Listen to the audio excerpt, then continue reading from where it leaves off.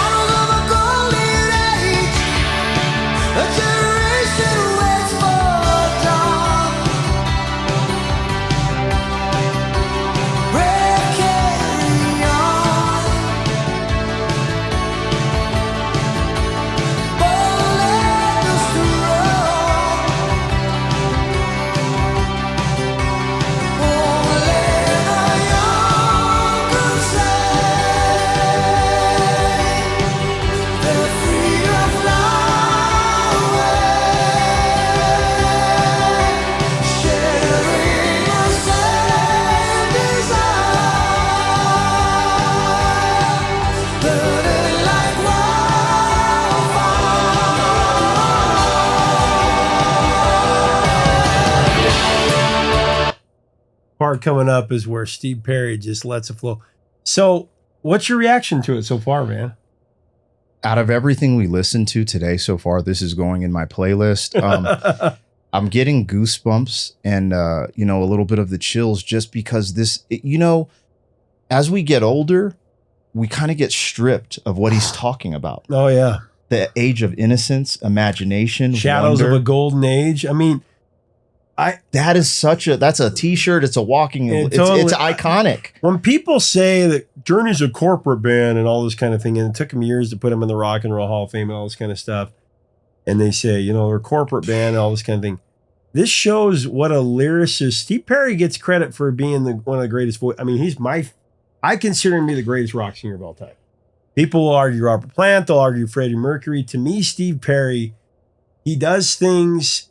Again, it's dynamics. It's the subtle, and he can do anything, And the only person that I might put there for a few songs is Brad Delp from Boston, but we'll get to that. But Steve Perry, to me, he's a great lyricist, man. Shadows of a Golden Age, a generation. He's talking about. I used to listen. I've never told this story before. I used to listen to this song. When I hear it, I'll always remember hearing it in really bad headphones. Remember the Sony ones that came with the Discman? How could I forget? Right? Or the Walkman. Listening to my Wu-Tang CDs. Listen, to this in the morning.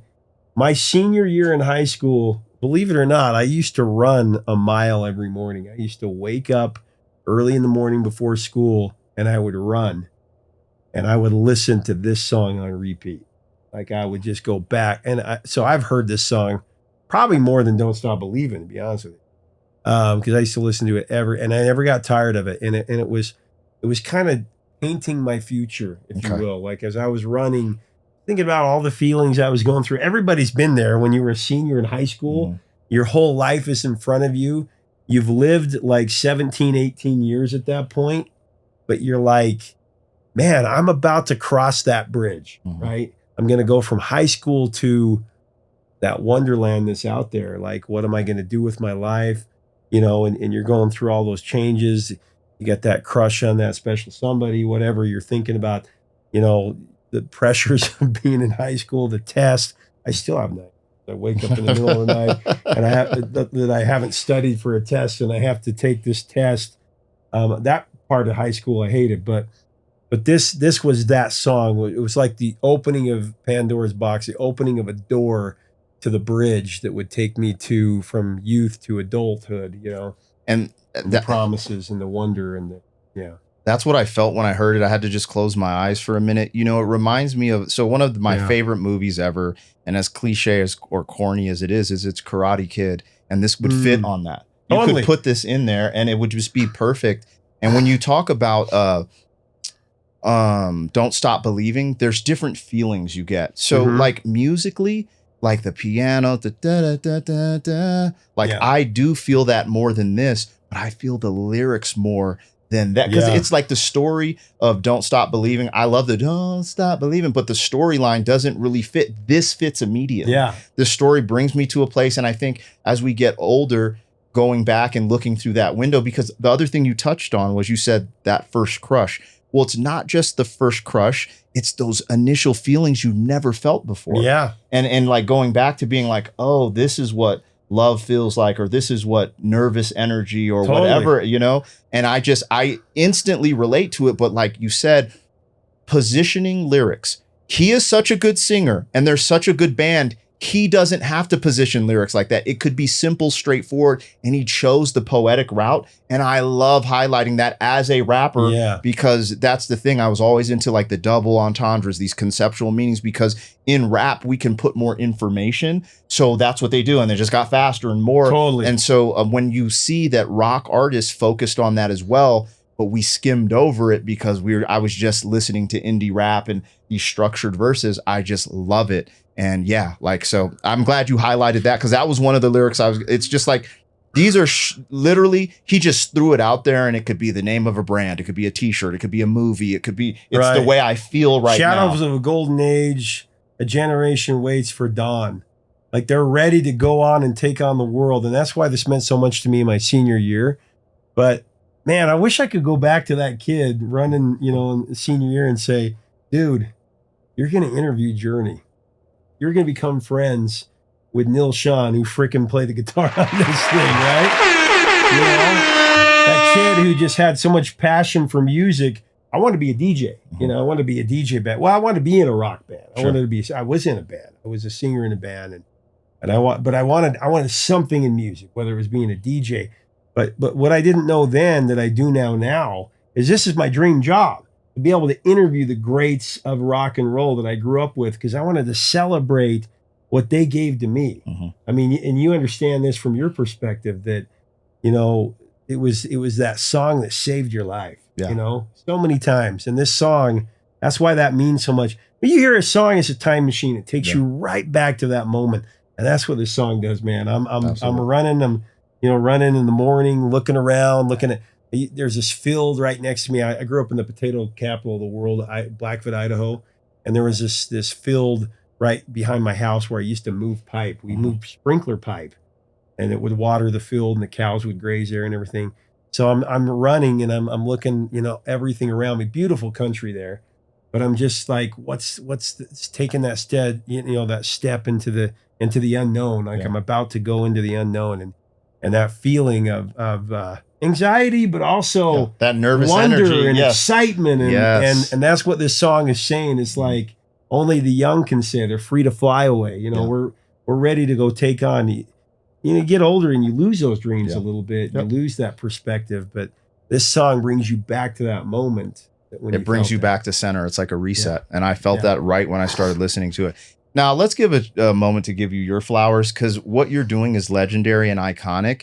And the more I follow your journey, you actually see what he got it.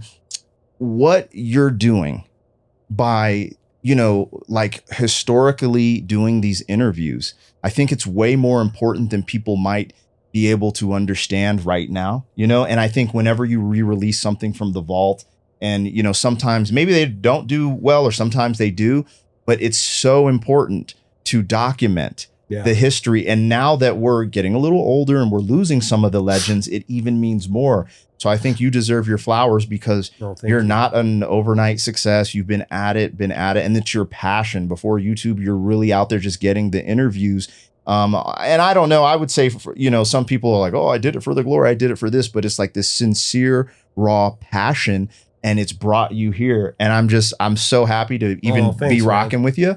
And I just want to give you your flowers on camera. Thanks, dude. You deserve it. You deserve it. It's great to be here with you and get your perspective. I love to see this reaction. I didn't really understand reaction videos for a while, because there's so many of them out there and that kind of thing. I watch your stuff. I've watched other reactors like No Life Shack and some of those, and those are just so entertaining. It's great to get a perspective of somebody who really hasn't heard the song before. I think what turned me off was when people would say like, I've never heard Bohemian Rhapsody. And you're like, come on.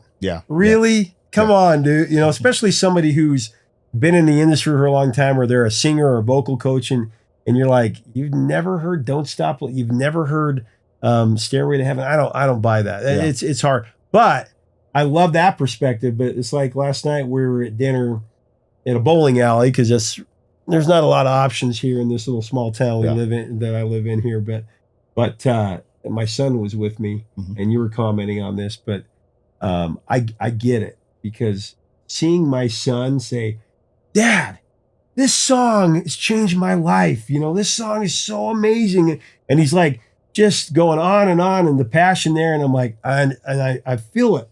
Yeah. That's me at 18, same age that he is. He's almost 18. And just feeling that passion from him. And I'm like, man, it's just so fun to see it through the eyes of somebody, or hear it through the ears of somebody who's never heard it. Absolutely. Yeah. All right, guys, we're going to continue. This part coming up is awesome. All right, go ahead. Here we go.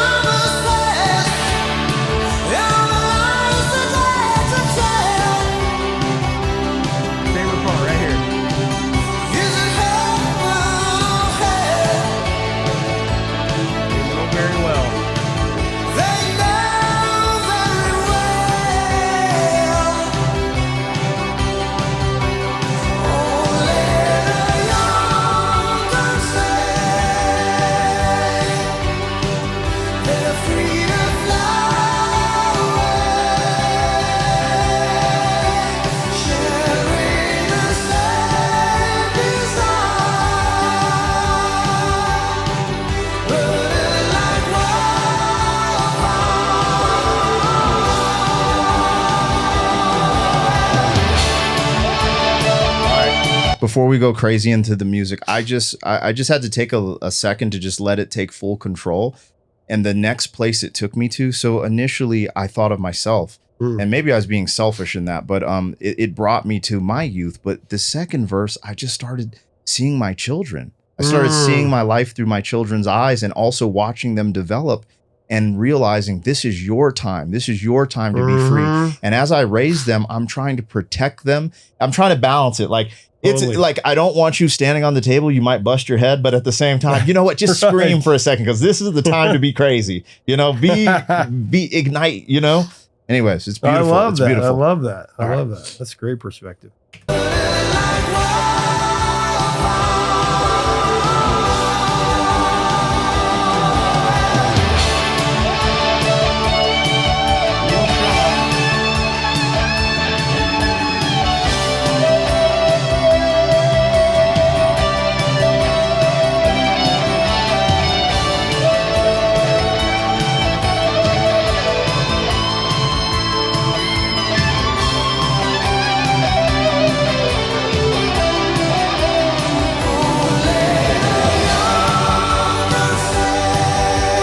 Right now, I'm actually struggling with modern music. I just got to put it out there, you guys. We took a chance. We just reacted to Taylor Swift, and we did. We were pretty kind. I would say, you know, pretty reasonable but kind. But I just can't, dog.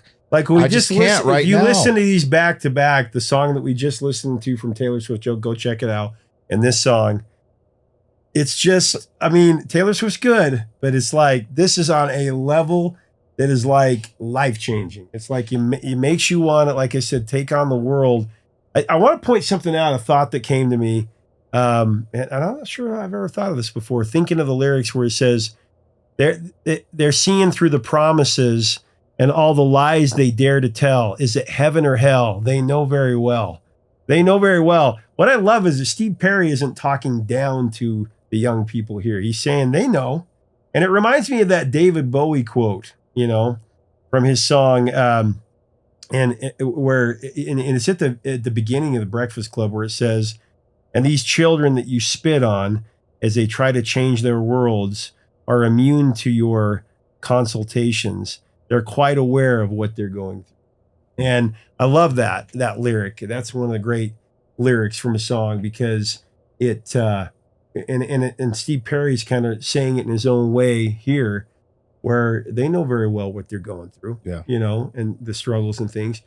It's interesting because they do and they don't, in the sense of we're going through, like as I go through, you start hormones, puberty and stuff, you know what you're going through, but it's this self-discovery. And a lot of times our parents will try to project these things. Right. And that's what these lyrics unlock, is this like moment of like, hey, just, you know, we're being young, you know, and living free. And It's like, I get it. I know I'm being maybe a little irrational, but this is the time to be irrational. Even though we don't, like, looking back, I'm like, that was the time to be irrational. That was the time for me to chase my rap dreams. I knew it, but you kind of don't. You just kind of do it. It's like this weird instinct. You're just like, I'm going to go sing in a band, mom. F it. You know? Well, you're willing to take more chances. I mean, if you think about, why do artists write their best stuff in their late teens and early 20s? I mean, you think about Brian Wilson wrote Pet Sounds when he was 23. That is wild. 23 actually. years old, and he's writing this life-changing music. And you look at it, and you think the best stuff would come out when they're in their 50s or 60s, because they've lived life. That the lived experience. And they can reflect. Yes, they can reflect, but it's not true. They write their best stuff in their 20s. You know, in that present moment, yes, going through those struggles or those beautiful things, the fun feelings, all those different things. Totally. All right, let's run it.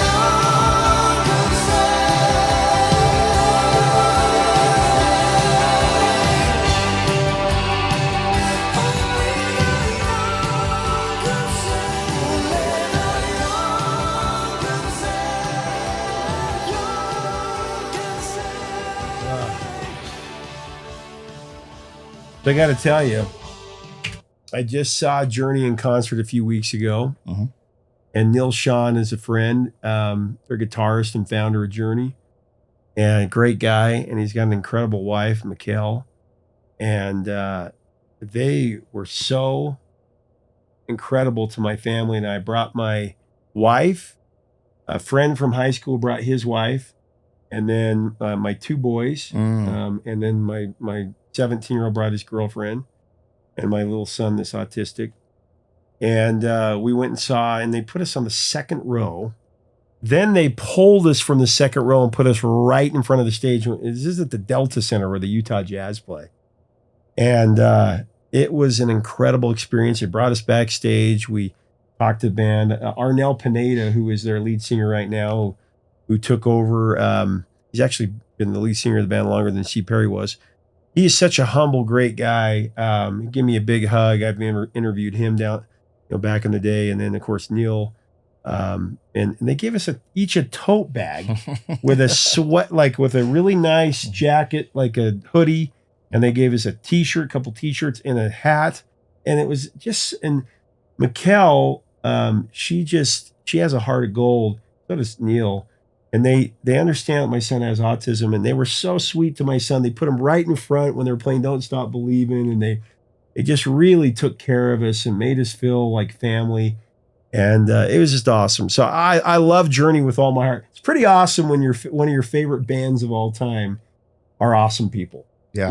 And that's, shout out to them, because that's legendary. And, some people will get wrapped up in the industry and stuff like that. And it's really cool to see people show that graciousness, and it's going to come back sevenfold, and I love when I can hear stories like that. When I was taking my son, I told him, because he's really into the Strokes right now. Okay. He thinks the Strokes are the greatest band, not ever, but just one of the great bands. And I did a reaction. I like the Strokes. Yeah, they're solid. I've only great band. heard one song so far. But he was like, Neil Schon's a good guitarist, but he's not as good as the Strokes guitarist. And I go, dude, Neil Schon is one of the top 5 living guitarists right now. Yeah. He may be along with Steve Lukather of Toto, the greatest melodic rock guitarist living. Yeah. Like, the Strokes have posters of Journey and Worship. You don't. Neil Schon is on a whole other level. Yeah, absolutely. The man plays, and he's always got a guitar. And think about Neil Schon, that's incredible. My friend said it best. My buddy from high school said, man, he's all guitar and teeth. And what he meant was he's got a smile on his face. Nice. Eddie Van Halen and Neil Schon, just total joy when they're playing. And it doesn't matter how many times, and you think about how many times they play this, but that solo on there. Neil, he's a great, incredible blues guitarist. The guy was asked by Eric Clapton and Carlos Santana on the same day to join their band when he was a kid. He was a teenager. And this was a kid that was telling his parents he was going to spend the night at his friend's house, and he was jamming with B.B. King in San Francisco on stage, I mean, Neil Schon, he was a prodigy, and he's just his choice in notes and the way he plays. And I'm not a guitarist. I mean, Rick Beato, that's his thing. He's incredible, the producer and guitarist. I just know the way, I'm more of the history and the lyrics guy, sure. And I know the way the music makes me feel. But the way that Neil Schon plays, I can't even put it into words. Yeah. And then Steve Perry, to me, they didn't get credit as the duo that like Robert Plant and Jimmy Page got, and Mick Jagger and Keith Richards. Steve Perry and Neil Schon are right there, man. Yeah. They, like, you don't play guitar and sing like that, like nobody's business, They're just, Journey is that band. And there are some people that are like, Journey's a corporate band, whatever. And the critics, I remember my dad used to tell me when I got Rolling Stones, when I was a kid, I got their top 100 albums of the 80s magazine. I'm looking through, I'm like, Dad, where's Billy Joel? Where's Journey? Where's Toto? And he's like, oh, buddy, you don't understand.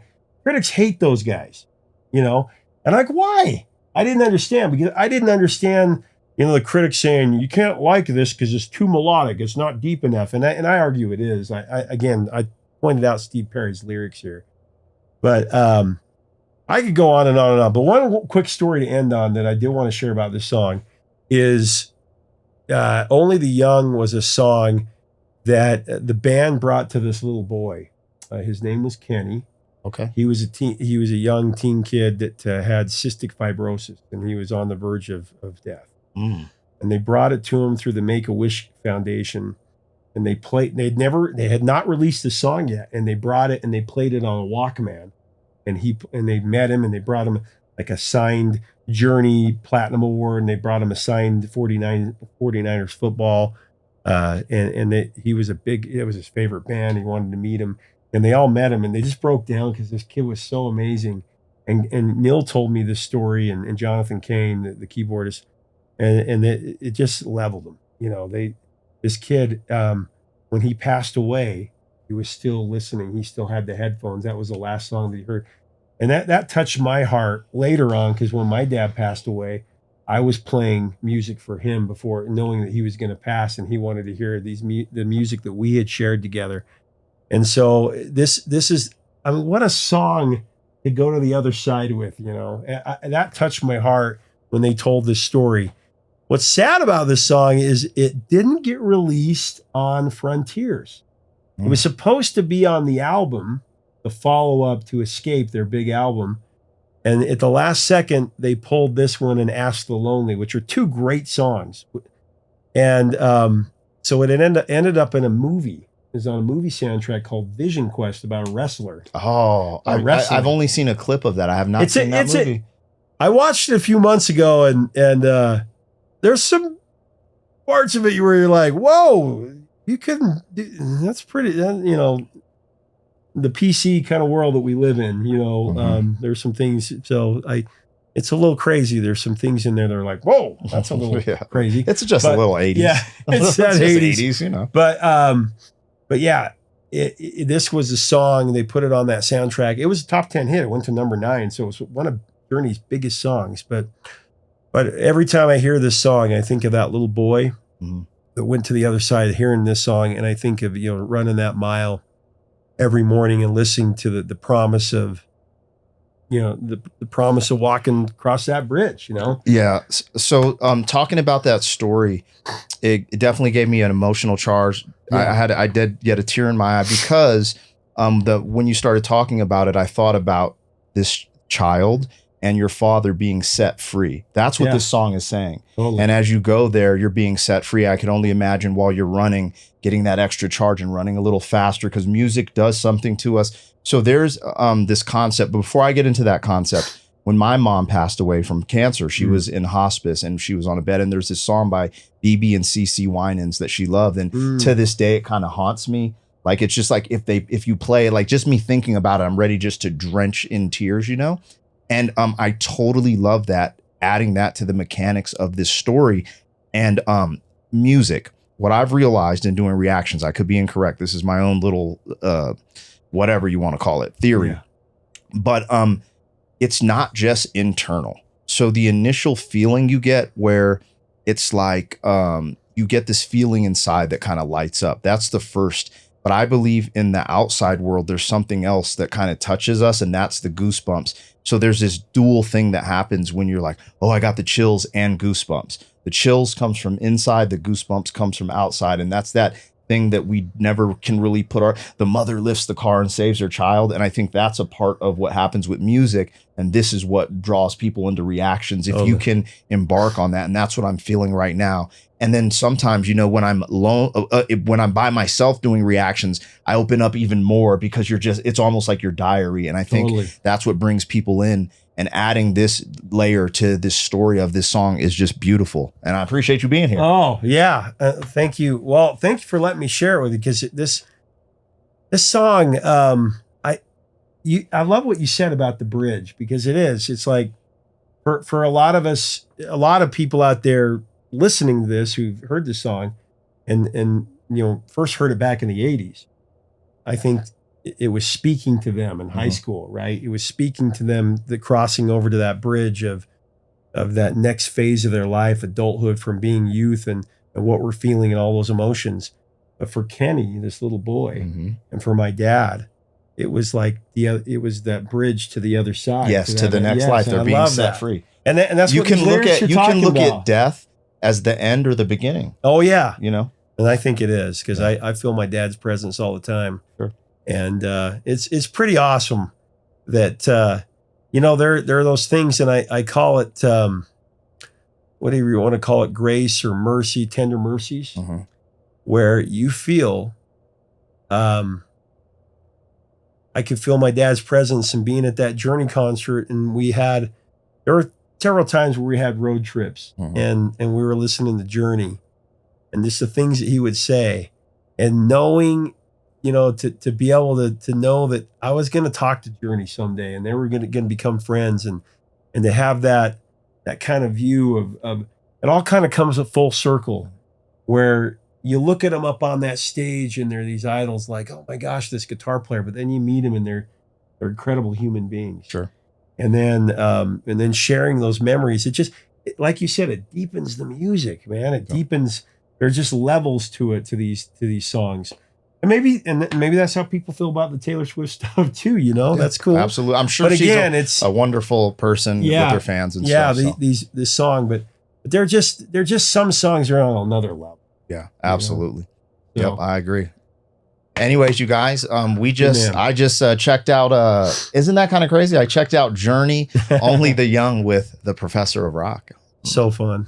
Let's get it. Anyways, let us know what we got, what we missed. Like, share, comment, subscribe. Always support the original by going to Journey's official and tell platforms. Tell us your take, your memories of these songs. Absolutely. What does it mean to you? I love seeing those comments. Yeah, absolutely. Those are my favorite. Make sure to subscribe below and check out Black Pegasus' channel. Subscribe to him. He's a great guy. Till next time, 3 chords and the truth, my friends.